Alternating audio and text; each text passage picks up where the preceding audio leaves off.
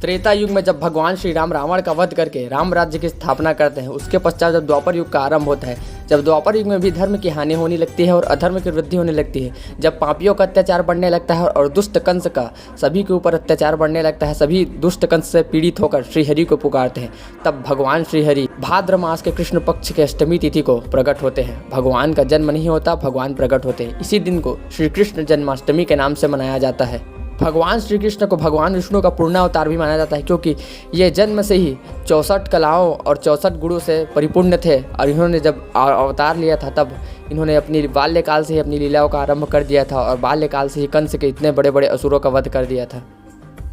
और भगवान अवतार लेकर दुष्ट कंस का वध करते हैं और इस संसार को कंस के दुराचारों से और उसके पापों से मुक्त करते हैं। भगवान श्री कृष्ण के विषय में ये जो अंक है ये बहुत विशेष है, क्योंकि भगवान श्री कृष्ण को भगवान विष्णु का 8वां अवतार माना जाता है।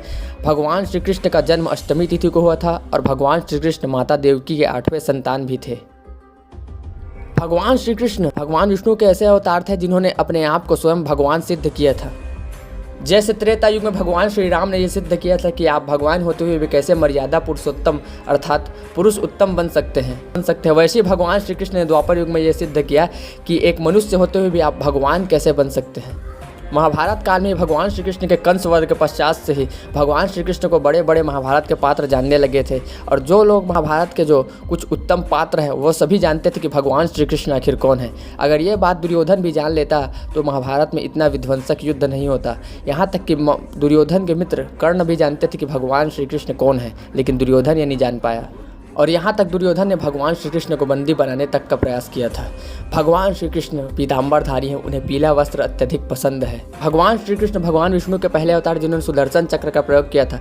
सुदर्शन चक्र भगवान परशुराम के पास था, फिर उन्होंने भगवान श्री राम को दिया। भगवान श्री राम के पास से वापस परशुराम भगवान के पास से भगवान श्री कृष्ण को यह प्राप्त हुआ था, लेकिन भगवान परशुराम और भगवान श्री राम ने सुदर्शन चक्र का प्रयोग नहीं किया था। भगवान श्री कृष्ण भगवान श्री हरि के पहले अवतार जिन्होंने सुदर्शन चक्र का अत्यधिक प्रयोग किया था, क्योंकि भगवान श्री राम के पास भी सुदर्शन चक्र था और भगवान परशुराम के पास भी था, लेकिन उन्होंने उतना अत्यधिक उपयोग नहीं किया था। लेकिन भगवान श्री कृष्ण ने अपने प्रमुख अस्त्र के रूप में सुदर्शन चक्र का प्रयोग किया था। भगवान श्री कृष्ण अपने भक्तों के लिए अगर मुरलीधर है तो अपने और दुष्टों पापियों के लिए चक्रधर भी हैं।